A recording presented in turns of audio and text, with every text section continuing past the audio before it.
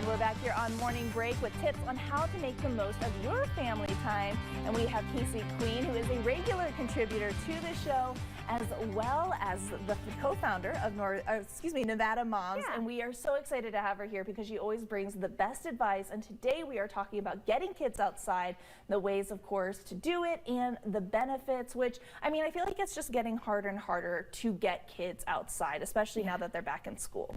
Yeah, I mean, kids are back in school, they're inside typically, 6 hours a day, and then they're home for homework, all of the things. So yeah, how do you get them outside? Yes, and and yeah.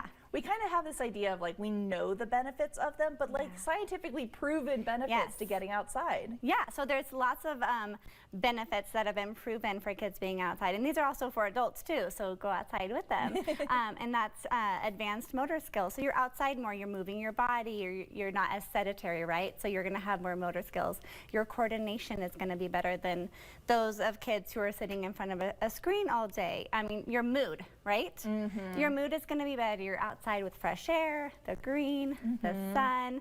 There's so many great benefits of just being outside, enjoying the fresh air, and you just kind of typically tend to move your body more, so a lot of those benefits come hand in hand. Yeah, I love that. And you had mentioned, I think when you came on the last time, and we were talking about getting kids back to school and stuff, and one of the advices that you have about when kids come back from school, they've been in school for 6 hours, let them run around, give them a bit of a recess, and what better way to do that than getting them outside? Yeah, exactly. Kids have been inside all day, so when you come home, before you go straight to homework, go outside. Everybody goes outside. I mean, even if it's just for 30 minutes, you can set your timer, 30 minutes, we're gonna go outside and we're gonna play outside before we come back in and kind of regroup. Yeah, and of course, technology, kids are not only in front of their screens for educational purposes, but we've got television and we've got video games and everyone has a cell phone. So sometimes kids can be a little stubborn. We recognize that. So if you're a mom or a dad who's watching this and you're like, I struggle getting my kid to be willing to go outside, do you have any advice for them?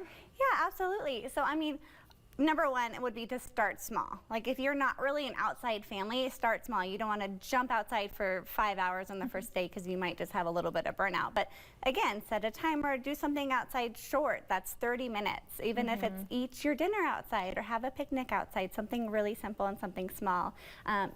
Also, it's really okay to let them be bored outside. Like unstructured play is really great for kids. Like a lot of their days are already structured, so having that unstructured time outside can be really beneficial, especially for like their imagination and just creativity, stuff like that.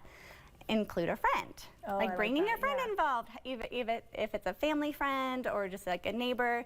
Including friends kind of tends to get kids a little bit more on board if their best friend is tagging along with them, right? Yes, and giving them those activities to do outside too, whether that's, kicking the ball around or jumping on a trampoline or anything like that. Yeah. And then I also love making it a family thing as well. And that's where you actually have like this kind of thing that your family's doing called the 1,000 Hours Outside Challenge. Can you tell us about that? Yeah, so I heard about this challenge earlier this year, and it was kind of behind the idea that there's this fact that on average, kids spend 1,200 hours a year in front of a screen. Wow. And so this mom made this kind of a challenge that if you can spend 1,200 hours in front of a screen, then you can easily spend 1,000 hours outside.